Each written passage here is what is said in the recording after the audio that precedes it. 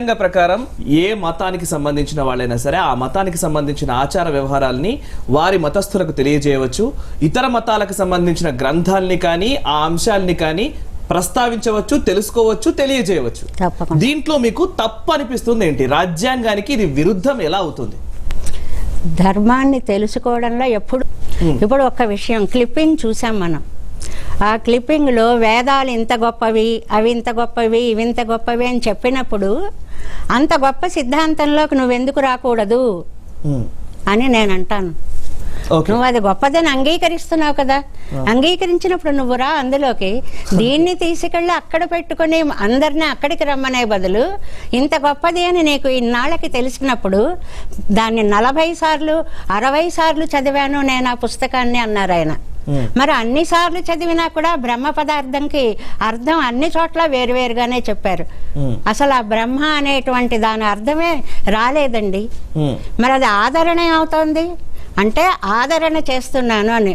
మన వాళ్ళల్లో ఈ వేదం పట్ల ఉన్నటువంటి ఆదరణ ఆయన గ్రహించాడు. ఓహో, దీన్ని బలహీనంగా తీసుకుని ఇక్కడ దెబ్బ కొట్టి దీని ద్వారా మన మతాన్ని ప్రచారం చేసుకుంటే బాగుంటుంది అని ముందు వేదాన్ని చాలా పొగుడుతున్నట్లుగా ఒక భ్రమని కలిగించి ఆ ముసుగులో మత వ్యాప్తికి ప్రయత్నం చేయడం. లేకపోతే సూర్యుడు భూమి మీద పుట్టాడు, బ్రహ్మ అంటే వీడే, ఇవేవి ఎక్కడ ఈ సూక్తాల్లో మనకి కనపడమాచార్యులు గారు. ముఖ్యంగా ఒక సామాన్యుడికి లేదా సగటు జీవికి ఉండే ఒక ముఖ్యమైన ఒక అభిప్రాయం ఏంటి అని అంటే, దైవం ఒక్కటే. ఎవరైనా సరే ముక్కోటి దేవతల్ని పూజిస్తున్నాం మనము. జీసస్ క్రైస్ట్ కావచ్చు, లేకపోతే అల్లా కావచ్చు, ఇంకోరు కావచ్చు. దైవం ఒకటే కదా. దాంట్లో భావం దైవం ఒకటే అయినప్పుడు, దైవం అన్నది ఒకటే అయినప్పుడు ఇవన్నీ ఎందుకు అనే ఒక అభిప్రాయం కూడా చాలా మందికి ఉంటుంది. ఇప్పుడు హైందవ క్రైస్తవం అన్నప్పుడు అది ఒక ఆహ్వానించదగ్గ పరిణామంగా ఎందుకు చూడకూడదు? అంటే అది సదుద్దేశం అయినప్పుడు ఏం పర్వాలేదండి. మీరు చెప్తున్నారు అది కరెక్టే. ఇది ఉద్దేశ్యం మార్పు కదా. వేదం మీద గౌరవం లేదు, కానీ పుస్తకంలో వేదం అంటే వేదం తలుచుకుంటే ఒళ్ళు పొంగుతోంది అని అంటాడు.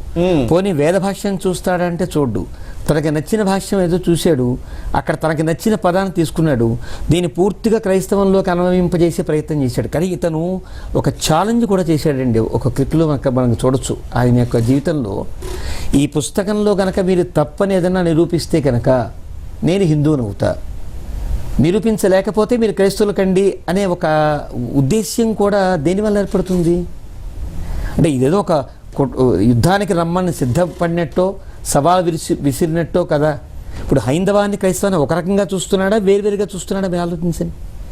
మీరు హిందువులు నేను క్రైస్తవుని ఎప్పుడైతే అన్నాడో, మీరు వేరు నేను వేరు కదా. మీరు నాలోకి రండి నేను మీలోకి వస్తాననే అనే ఛాలెంజ్ అనేది దేని బేసిక్గా ఏర్పడుతుంది అంటే, నా మతం గొప్పది, నా మతంలో ఉండే క్రీస్తు, నా మతంలో ఉండే బెత్లెహాము, నా సూత్రాలే వేదం చెప్పాయి. తమాషా ఏంటంటే, మా తాతగారు నా పోలిక అన్నట్టు మనవాడు అలా ఉంది. ఇప్పుడు ఇది ఎప్పుడు పుట్టింది? వేదం ఎప్పుడు పుట్టింది? ఆ వేదంలో క్రీస్తున్నాడు అని చెప్పడం ఎంత హాస్యాస్పదమైన అంశం ఇది. ఇలాగా ఇప్పుడు ఇతని యొక్క దోషం మీరు అన్నారే, వారు అన్నట్టు ముసుగులో జరిగేటువంటి ఒక మత వ్యాప్తి తప్ప ఇది నిజమైనటువంటి ఒక హానెస్టబుల్గా, నిజాయితీగా ఒక ధర్మాన్ని ఇష్టపడి చేసే పని అయితే కాదు.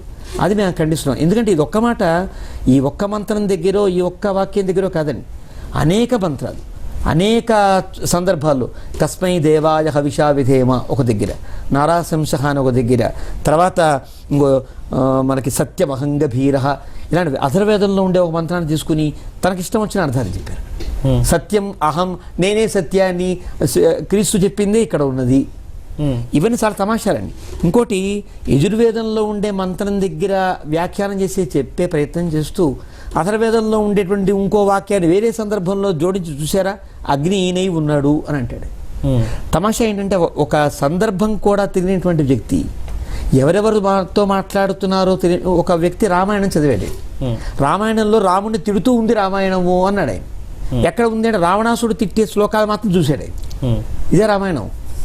కాబట్టి వేదంలో ఎవరు ఏ సందర్భంలో ఏం మాట్లాడారో తెలుసుకోకుండా, సందర్భానికి పూర్వాపరాలు తెలియకుండా మాట్లాడితే ఇలాంటి పుస్తకాలు తయారవుతాయి. పోనీ ఇతను ఎవరిని అడిగారంటే పరబ్రహ్మను అడిగాడు అని చెప్పాడు ఈయన. కానీ బ్రహ్మ అనే పదానికి అక్కడ దేవుడు అని అర్థం కాదండి. ఒక యజ్ఞము యజ్ఞే సర్వం ప్రతిష్ఠితం అని వేదం చెప్తోంది. ఒక యజ్ఞము ఎందే సర్వము ఉన్నది. బ్రహ్మాండము, విశ్వము, సృష్టి, దేవుడు, సత్యము, మన జీవనము, మన మతము అంతా వేదం యజ్ఞంలో ఉంది అని అక్కడ సందర్భం. యజ్ఞంలో అంతా ఉంది అంటే ఆ యజ్ఞం గురించి కూర్చున్నారు అంతా కూడా. ఒక యజ్ఞం చేసేటప్పుడు 4 వ్యక్తులు ఉంటారు. హోమం చేసేవాడు హోత అని పిలువబడతాడు. అతనికి ఇలా చెయ్యని చెప్పేవాడు అధ్వర్యుడు అని పిలువబడతాడు. ఇంకొక వ్యక్తి ఉద్గాత అని గానం చేసేవాడు ఉంటాడు, ఉద్గాత అని పిలువబడతాడు. ఈ ముగ్గురు కాకుండా ఇంకో బ్రహ్మ అని ఒక ఆయన ఉంటాడు. హోత ఋగ్వేదాన్ని బాగా తెలిసి ఉండి, ఋగ్వేదంలో ఉండే సమగ్ర స్వరూపాన్ని తెలిసి ఉండి హోమం చేస్తుంటాడు. అధ్వర్యుడు అక్కడ ఉండే కార్యభాగాన్ని, క్రియాకలాపాన్ని చెబుతూ ఉంటాడు. ఉద్గాత వచ్చిన వ్యక్తిని ఆహ్వానించి, ఒక దేవతని పిలిస్తే ఆ దేవతను మర్యాదగా ఇంటికి ఆహ్వానించి ఇంట్లో ఆయనకి ఇవ్వాల్సిన మర్యాద ఇవ్వడానికి వీలుగా ఆహ్వానించిన తీరులో గానం చేసి పిలుస్తాడు. కాబట్టి ఉత్తుగాత పైకి తన యొక్క దృష్టిని పెట్టి, ఓ దేవతలారా ఇక్కడ యజ్ఞం చేస్తున్నాం, మీరు వచ్చి మీకు స్వాగతం పలుకుతున్నాను, మీరు రండి, ఇక్కడ ఉండే హవిస్సులు స్వీకరించి వాళ్ళని ఆనందింపచేయండి అని పిలిచే విధానం అది. అంటే హోత, అధ్వర్యుడు, ఈ ఉద్గాత ఉన్నప్పుడు బ్రహ్మగారిని ఇంకో ఆయన ఉంటారు. ఆయనకి 3 వేదాల్లో కాస్త పరిచయం ఉండి అధర్వేదం బాగా తెలిసిన వాడు ఉంటాడు. తస్మాత్ అధర్వాంగిరో విదం బ్రహ్మాణం ఋగ్విదమేవ హోతారం వృణీష్వ యజుర్విదమాధ్వర్యం సామవిదముద్గాతారం అధర్వాంగిరో విదం బ్రహ్మాణం. ఇక్కడ బ్రహ్మ అనే పదానికి అతను తీసుకున్న అర్థం బ్రహ్మ అని. ఇక్కడ మనం చెప్పవలసిన అర్థం ఆ నలుగురులో ఉండే చతుష్పాద్యజ్ఞ స్వరూపంగా ఉండేటువంటి చోట ఈ ముగ్గురిని కూడా చూస్తుంటాడు ఈ బ్రహ్మ అనేవాడు నిష్కల్మషంగా.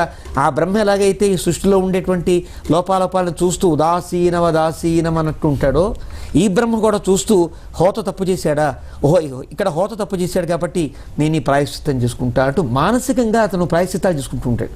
అంటే ఈ ముగ్గురు చేసిన దాన్ని చూస్తూ, ముగ్గురు చేసే లోపాలని గుర్తిస్తూ తాను ప్రాయశ్చిత్తం చేసుకునే బ్రహ్మ అన్నీ తెలిసిన వాడే ఉంటాడు కదా. అలా అన్నీ తెలిసిన వ్యక్తిని అధ్వర్యుడు అడుగుతున్నాడు. ఇక్కడ అడిగే ప్రశ్న అధ్వర్యుడు బ్రహ్మని అడుగుతున్నాడు. యజ్ఞమే అంతా అన్నప్పుడు ఈ యజ్ఞము యొక్క పుట్టుక ఏది? ఈ బ్రహ్మాండం అంతా యజ్ఞమే అంటున్నావు కదా, మరి బ్రహ్మాండం యొక్క పుట్టుక ఏది? బ్రహ్మాండంలో ఉండే 3 త్రిభువనాలన్నీ ఈ 3 యొక్క పుట్టుక ఏది? ఈ 3 పైలోకాలకి కింద లోకాలకి కూడాను కాంతిని ప్రసరించే సూర్యచంద్రులే కదా కావాల్సింది మనకి. వారే భగవంతుడి యొక్క నేత్రాలుగా వర్ణించబడ్డారు కదా.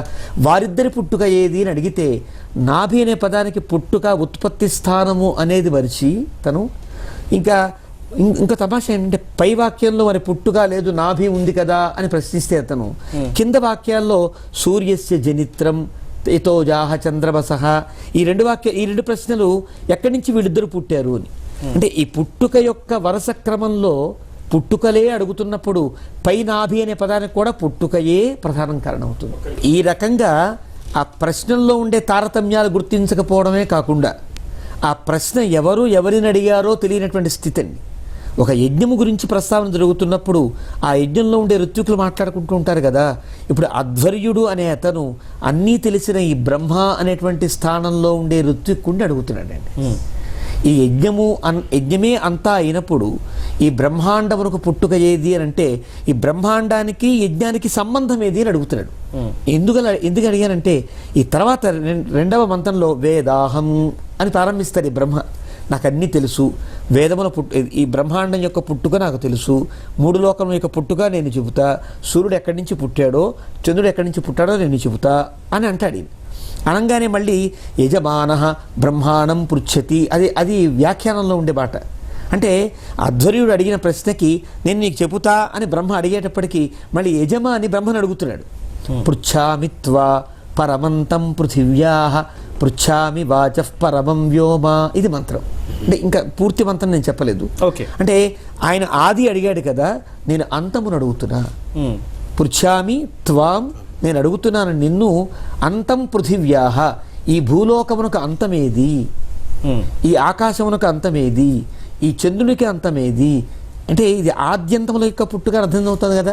ఎవరన్నా కూడా సూర్యుడు మధ్యలో ఉండే ప్రదేశం ఏమిటి, చంద్రుడి మధ్యలో ఉండే ప్రదేశం ఏమిటి ఎందుకు అడుగుతారండి? ఎందుకు ఆ ప్రశ్న?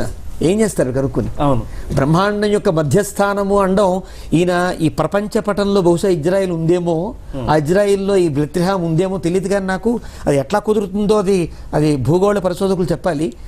ఆయన ఆ పాయింట్ దగ్గర ఉండి ఇది మధ్యస్థానము, ఇది మహర్షి అడిగాడు అని చెప్పాడు తమాషాగా. ఓకే, కాబట్టి ఇదంతా కుహనమైన వ్యాఖ్యానం కదా. రైట్. అయితే ఇంకొక మాట చెప్తా, ఈ ఒక్క మాట చెప్పి ముగిస్తా. ఈయన నా గురుపాదులు దాశరథి రంగాచార్య వారి యొక్క గ్రంథంలో ఉన్నది అంటూ దాని మీద ఒక పెద్ద ఛాలెంజ్ కూడా విసిరేశాడు. ఆ గురుపాదులైనటువంటి పోని వారికి ఎలా గురుపాదులు నాకు తెలియదు, కానీ వారిని వీరు అనుసరించారంటే అనుసరించాల. వారు స్పష్టంగా చెప్పారు ఇక్కడ, ఆధ్వర్యు బ్రహ్మాండం పృచ్ఛతి, యజమాన బ్రహ్మాండం పృచ్ఛతి అనే అంశాన్ని వారు ఉటంకించి వారు ఆ మంత్రంలో ఉండే 5 ప్రశ్నలు వారు వేశారు.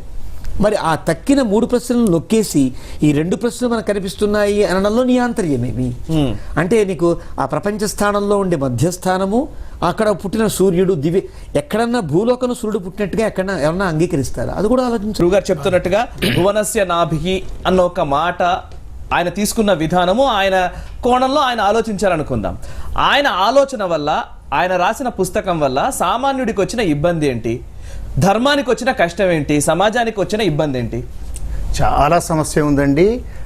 పూర్తిగా ధర్మానికి అరిష్టంగా ఏర్పడుతుంది ఈ పుస్తకం. గొడ్డలి పెట్టిలా ఉంటుంది. అరిష్టమే.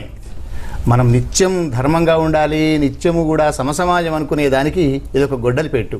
ఇంకో రకంగా చెప్పాలంటే, ఈ పుస్తకం కనుక కాస్త ప్రచారమై చేస్తే అంతర్గత భద్రతకు ముప్పుగా వాటిల్లుతుంది, మత కల్లోలాలు కూడా రావడానికి ఉంటుంది. ఎందుకంటున్నా అంటే, కోట్లాది మంది భారతీయులే కాదు, పాశ్చాత్యులు కూడా రాముడి పట్ల, కృష్ణుడి పట్ల, వేదాల పట్ల, ఉపనిషత్తుల పట్ల ఒక రకమైనటువంటి ఒక గౌరవంతో మన దాన్ని అధ్యయనం చేయడానికి అనేక మంది వస్తున్నారండి. ఇవాళ స్టేట్ ఆర్క్యూస్ అని మన తార్నాక దగ్గర ఉన్న లైబ్రరీకి పోతే తాళపత్ర గ్రంథాలను ఎంతోమంది పరిశోధనకు వస్తున్నారు విద్యార్థులు. నేను మొన్న చూశాను, అనేక ఆచార్యుల వద్ద, ధర్మాచార్యుల వద్ద విదేశీయులు యోగ ధర్మాన్ని, మన యొక్క ఉపనిషత్తుల ధర్మాన్ని తెలుసుకోవడానికి వస్తున్నారు. రమణ మహర్షి దగ్గరికి ఎంతోమంది పాశ్చాత్యులు వచ్చి మన సనాతన వైదిక ధర్మాన్ని అలవర్చుకున్నారు. అలాంటి పరిస్థితులలో ప్రపంచమంతా కూడా వైదిక ధర్మానికి ఆధారపడే ఉంది అనే ఒక నిర్ధారణకు యావత్తు విశ్వం వచ్చినప్పుడు, ఇదే అత్యంత సనాతనమైనది, దీనికి అసలు సంఖ్యను కూడా ఎన్ని ఏళ్ళలో కూడా చెప్పడానికి వీలు లేదు అనేటువంటి ఈ అనంత విశ్వంలో ఈ సనాతన ధర్మానికి ఉన్నటువంటి చరిత్రను ఇన్ని రకాలుగా విశ్వమంతా ప్రస్తుతిస్తున్నటువంటి తరుణంలో ఒక రాముణ్ణి, ఒక కృష్ణుణ్ణి, ఒక శివుణ్ణి నువ్వు 2017 క్రితం నాటి క్రీస్తుతో పోలుస్తూ మొత్తం వేదధర్మం అంతా కూడా క్రైస్తవమే అని చెప్తే ఎంత హాస్యాస్పదం అండి. అంటే కోట్లాది మంది సనాతన ధర్మాన్ని పరివ్యాప్తం చేసడానికి, సనాతన ధర్మ పరిరక్షణ కోసం కృషి చేస్తున్న వీళ్ళందరినీ కూడా ఒక శిరచ్ఛేదనం చేసినంత పని ఒక పుస్తకం వల్ల నా దృష్టిలో. అయితే ఇది మొన్న మధ్య ఒక అంశం సార్, ఇది వారి అజ్ఞానమా లేకపోతే వారు కుట్ర పన్నుతున్నారని చెప్తారా? మూర్ఖత్వం, అజ్ఞానం, కుట్ర, అన్ని దుర్లక్షణాలన్నీ కలిసి దానికి వచ్చిన పుస్తకం ఏంది ఇది సంపూర్ణంగా. దీని వెనకాల కూడా కొన్ని పాశ్చాత్య శక్తులు, మిషనరీస్ కూడా చాలా ఉన్నాయి. నువ్వు హిందువుల, ఇప్పుడు ఉదాహరణ చెప్తానండి, హైదరాబాద్ శివార్లోనే ఒక ఆలయం కట్టారు. హైదరాబాద్ శివార్లో ఇప్పుడు వచ్చింది. తూర్పు పశ్చిమ గోదావరి జిల్లాల్లో, అక్కడ శ్రీకాకుళం వైపు, కొంత రాయలసీమలో కొన్ని ప్రాంతాల్లో కూడా ఆలయాలు వచ్చాయి. ఏ ఆలయాలు వచ్చాయి? చక్కగా సనాతన వైదిక ప్రకారం ధ్వజస్తంభం ఉంటుంది, ఆకాశదీపం ఉంటుంది, గాలిగోపురం ఉంటుంది, ముందర ప్రాకారం ఉంటుంది, అన్ని రకాల దీపాలు వెలిగిస్తారు, అన్నీ ఉంటాయి. గర్భగుడిలో ఎవరుంటారు? ఒక శిలువ ఉంటుంది. అంటే మీరు ముక్కోటి దేవతలను పూజిస్తున్నారు కదా, మా యేసును కూడా పూజిస్తే తప్పేంటి అని తాండాల్లో, గిరిజన ప్రాంతాల్లోకి వెళ్ళి ప్రచారం చేస్తున్నారు. అంటే అర్థం ఏంటండి? అంటే మన యొక్క విశ్వాసాలను, మన యొక్క సంప్రదాయాలను, మన సంస్కృతిని, మన ధర్మాన్ని వాళ్ళు సామాన్యులను, అజ్ఞానులను, అమాయకులను ఒక వ్యామోహంతో వాళ్ళ మతానికి మార్చుకోవడానికి చేసే కుట్ర. అలాంటి క్రైస్తవ దేవాలయాలు కొన్ని వేలు వెలుస్తున్నాయి. దానికి ప్రత్యామ్నాయంగా సేమ్ ఈ ఇదండి ఇప్పుడు సాహిత్యం మీద పడ్డారు. మత కల్లోలాలకు ప్రేరేపించే విధంగా చేసినటువంటి ఈ అంతర్గత భద్రతకు కుట్రగా భావించి ఇలాంటి రచయితల మీద కఠినమైనటువంటి చర్యలు తీసుకోవాల్సిన అవసరం ఉంది. మురళీకృష్ణమాచార్యులు గారు, మంత్రం అనగానే సామాన్య ప్రజలకు అందరికీ కూడా దానికి అర్థం తెలియకపోయినప్పటికీ దాన్ని పఠించడం వల్ల ఏదో మేలు జరుగుతుందన్న ఒక అభిప్రాయమే ఉంటుంది. సో మీరు చెప్పిన ప్రకారం ఇప్పుడు భువనస్య నాభి అన్నదానికి మీరు అర్థం విడమర్చి చెబితే కానీ దానికి సంబంధించిన క్లారిటీ ప్రజలకు రాదు. కానీ అదే అంశాన్ని ఇంకో కోణంలో ప్రస్తావన చేస్తూ ఇంకో కోణంలో ఆయన చెప్తూ ఉన్నారు అనుకుందాం. ఇప్పుడు సామాన్య ప్రజలు ఏది నిజం అన్న దగ్గరికి మళ్ళీ బేసిక్స్లోకి వెళ్ళే ప్రమాదం, ముఖ్యంగా ఆ అంశంలోకి వెళ్ళే అవకాశాలు ఎక్కువ కనబడుతూ ఉంటాయి. మంత్రానికి అర్థం తెలుసుకోవాలి అని చెప్తారా, లేకపోతే అటువంటి వ్యాఖ్యానాల్ని వినొద్దు అంటారా? దీన్ని ఎలా అడ్డుకోవాలంటారు? చాలా మంచి ప్రశ్న. మీరు అన్నట్టుగా మంత్రం అంటేనే మననం చేస్తూ ఉంటే మనకి గొప్ప యోగ్యతను కలిగించేది అని అర్థం, రక్షిస్తుందని కదా. ఇప్పుడు ఈ మంత్రాలు వేదంలో ఉన్నాయి. ఈ వేదములకి ఇలాంటి వేదాలని ఎలా అధ్యయనం చేయాలి, ఎంతకాలం అధ్యయనం చేయాలి, ఏ రీతిగా అధ్యయనం చేయాలని ఒక క్రమం మనకి అనాదిగా ఉన్నది. మనకి తెలిసే కొన్ని వేల సంవత్సరాల నుంచి ఆ క్రమాన్ని పాటిస్తూ కదా అధ్యయనం చేస్తున్నాం. ఓకే, నేను అట్లా అధ్యయనం చేసిన వ్యక్తుల్లో 12 వర్షం బ్రహ్మచర్యం 12 వర్షాణ్యపరార్థం అన్నట్లుగా 12 ఏళ్ల పాటు నేను వేదాధ్యయనం చేశాను. నేను వేదాధ్యయనం చేసిన వ్యక్తి నేను ఎందుకు చెప్తానంటే చేశాను కాబట్టి చెప్తున్నాను, గొప్పగా చెప్పట్లా. మరి ఆయన వేదాన్ని చూడడమా అధ్యయనం చేయడమా ఎట్లాగా? ఓకే, వేదాన్ని చూసి పైపైన చూసి అర్థం రాయడమా, వేదాన్ని అధ్యయనం చేసిన వ్యక్తి అర్థం చెప్పడమా కూడా ఆలోచించండి. ఎవరు ఎప్పుడు అర్థాన్ని చెప్పాలి వేదాలకి?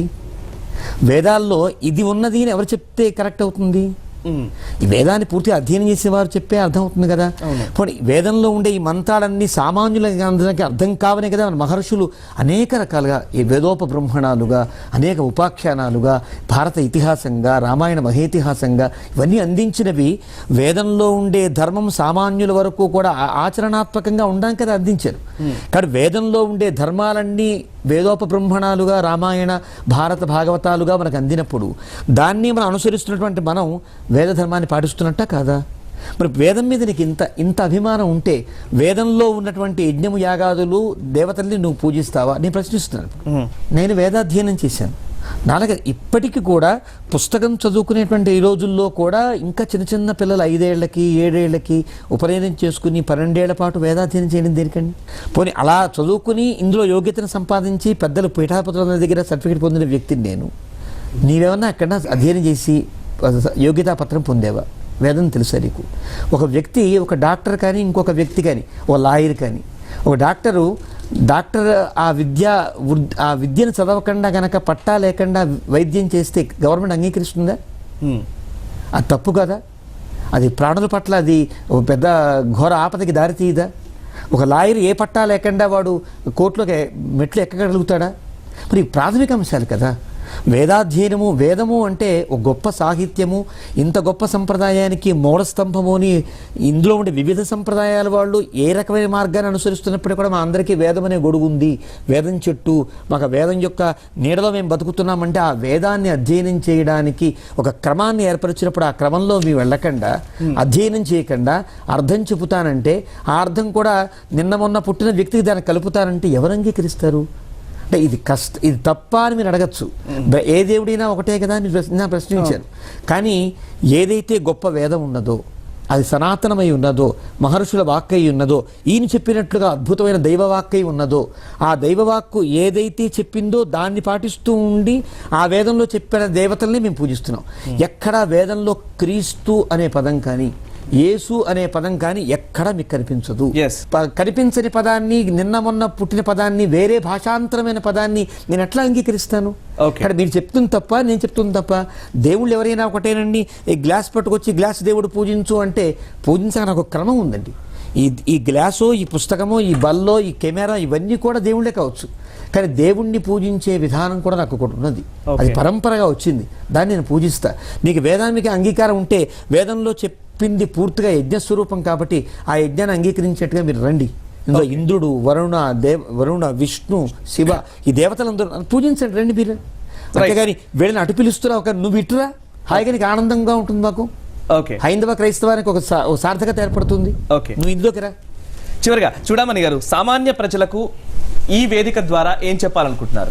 ఇంతకాలానికి ఆ పెద్దలందరి యొక్క దివ్యాశీస్సుల వలన ఈనాటి మతత్రయ ఆచార్యుల యొక్క మంగళాశాసనాల వలన హిందూ ధర్మాచార్య ప్రతిష్టాన్ అనేటువంటి ఒక అద్భుతమైన సంస్థ ఏర్పడింది. ఇందులో అయ్యో జరగలేదే అని చింతించిన వాళ్ళు కొందరు, ఏం చెయ్యలేకపోతున్నామే అనేటువంటి ఒక మదనతో ఉండేటువంటి వాళ్ళు కొందరు, ఏం చేయాలో తెలియని వాళ్ళు కొందరు. వీళ్ళందరికీ కూడా ఒక మంచి వేదిక ఈ హిందూ ధర్మాచార్య ప్రతిష్టానం. దీని ద్వారా మేమందరం కూడా చెప్పదలుచుకున్నది ఒకటే, ఎవరేది చెప్తే అది మీరు నమ్మవద్దు ఓ హిందువులారా. మీరు విషయం ఏమిటో తెలుసుకోండి, మన ధర్మం ఎంత గొప్పదో తెలుసుకోండి. మీకు చెప్పడానికి ఎంతోమంది పెద్దలు వస్తారు, మీ దగ్గరికి విషయాలన్నీ మీ దగ్గరికి తీసుకువస్తారు. ఇక నుంచి బాగా ఉధృతంగా జరగడానికి ప్రతి హైందవుడు కంకణం కట్టుకోవాలి.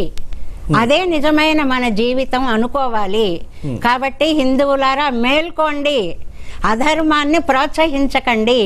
ప్రలోభాలకు మనం పడిపోతూ ఉంటాం, అశాశ్వతమైన ప్రలోభాలకు పడిపోకండి. ప్రకటించడానికి మాకు ఇప్పటిదాకా ఇలాంటి వేదిక రాలేదు కదా, ఈనాడు కదా ఇలాంటి ఒక విశాల భావంతో ఉండేటువంటి ఛానల్స్ కూడా మాకు రావడం అవసరం. ఈనాడు ఆ పెద్దలందరూ ఇంత మంచి వేదిక కల్పించారు. అవును, ప్రతిష్టానం ఎంత అవసరమో ఇలాంటి వేదిక కూడా మాకు ఇచ్చినట్టయితే ఈ ధర్మంలో ఉండేటువంటి మౌలిక అంశాలని అట్టడుగు వర్గాలుగా అనుకుని తెలియకుండా దూరంగా ఉన్న వ్యక్తులు ప్రతి వ్యక్తికి అందించే ప్రయత్నం. రెండోది ఒకటండి, రాజ్యాంగం యొక్క సహకారం మనకుంది. ఎవరి మతాన్ని వాళ్ళు చక్కగా ఆదరించి చేసుకుంటూ పరమతాన్ని ఆదరించండి. స్వీయ ఆరాధన సర్వ ఆదరణ, ఇవి రెండు కలిసాయి. పెద్దల కృషి, రాజ్యాంగం యొక్క సహకారం, చెయ్యాలనే తాపత్రయం ఉన్న ఈ మానసికమైనటువంటి ఒక యోగ్యత, ఈ మూడు కలిసినప్పుడు తప్పనిసరిగా సనాతన ధర్మం ఏనాటికి పటిష్టంగా నిలబడుతుంది. ఇంతకంటే పెద్ద పెద్ద వచ్చాయి, నిలబడింది, వాటి ముందు ఒక లెక్క. Right, thank you very much Muralikrishnamacharyulu garu, Vithalacharya Joshi గారు, శర్మ గారు, చూడామణి గారు చర్చలో పాల్గొని మీ అభిప్రాయాలు తెలియజేసినందుకు. ముఖ్యంగా హిందూ గ్రంథాల్ని వక్రీకరిస్తూ కొత్త భాష్యాలు తెలియజేస్తూ ఒక విస్తృతమైన ప్రచారం చేస్తున్న వాళ్ళందరికీ కూడా సామాన్య ప్రజలే సమాధానం చెప్పాల్సిన సమయం ఆసన్నమైంది. హిందూ ధర్మాచార్య ప్రతిష్టాన్ ద్వారా ఎవరెవరైతే అన్య మతస్థులు ఈ హిందూ ధర్మాలను వక్రీకరిస్తూ వ్యాఖ్యానాలు చేస్తున్నారో, పుస్తకాలు రచిస్తున్నారో, అటువంటి ప్రచారాలు చేస్తూ ఉన్నారో, అసలైన విషయాల్ని ధర్మం ఏం చెబుతోంది అన్నదానికి సంబంధించి ఒక క్లారిటీ ఇచ్చే ప్రయత్నం ఈరోజు చర్చా వేదిక ద్వారా జరిగిందనే ఆశిస్తూ ఉన్నాం. అయితే ఒక సామాన్యులకి అర్థమయ్యే భాషలో ఒక చిన్న వ్యాఖ్యానం చెప్దామని, ముఖ్యంగా ఒక విద్యార్థి, బాగా చదువుకున్న విద్యార్థి పేపర్ని చూసి వెనకాల ఉన్న విద్యార్థి కాపీ కొడతాడు, కరెక్టే, అతనికి కూడా మార్కులు వస్తాయి, కరెక్టే. కానీ ఒకవేళ ముందు ఎవరైతే బాగా చదువుకున్న వ్యక్తి రాసిన అంశాలు ఒకవేళ ఇతన్ని అడిగితే కరెక్ట్గా చెప్పలేడు. ఈ చిన్న క్లారిటీని మీరు కూడా ఆలోచించండి. ఒకవేళ క్రైస్తవులు కానీ ఇంకో మతస్థులు కానీ ఇంకొకరు కానీ వచ్చి మన దగ్గరికి వచ్చి మీ వేదాల్లో క్రీస్తు ప్రస్తావన ఉంది, మీ వేదాల్లో అల్లా ప్రస్తావన ఉంది అన్నప్పుడు ఒకే ఒక్క మాట అడగండి, వేదాలకు సంబంధించిన ప్రస్తావన ఉంది అంటున్నారు కదా, మా ధర్మాచార్యుల్ని అడుగుతాను, ఇది నిజమా కాదా తెలుసుకున్న తర్వాత నేను మీ దగ్గరికి వస్తానని ఒక్క మాట చెప్పండి చాలు, ఖచ్చితంగా వాళ్ళు వెనకడుగు వేస్తారు. అటువంటి పరిస్థితి ఎవరికి వచ్చినా సరే సామాన్యులుగా మనందరి బాధ్యత ఇది. హిందూ ధర్మాన్ని పరిరక్షించుకోవడం అంటే దేశాన్ని పరిరక్షించుకోవడమే, ఈ ప్రపంచాన్ని పరిరక్షించుకోవడంగా మనం భావించాల్సి ఉంటుంది. ఓ హిందూ మేలుకో, చూస్తూనే ఉండండి భారత్ టుడే, దేశం కోసం ధర్మం కోసం. హిందూ ధర్మానికి సంబంధించి ఎటువంటి సమస్య వచ్చినా, ధర్మంపై దాడి జరుగుతున్నట్లు మీకు అనిపించినా హెల్ప్ లైన్ నెంబర్కి కాల్ చేసి మీ అభిప్రాయాలు పంచుకునే అవకాశాన్ని కల్పిస్తూ ఉన్నారు. ఆ హెల్ప్ లైన్ నెంబర్ ఎప్పటికప్పుడు భారత్ టుడే స్క్రీన్ పైన మీరు వీక్షించవచ్చు.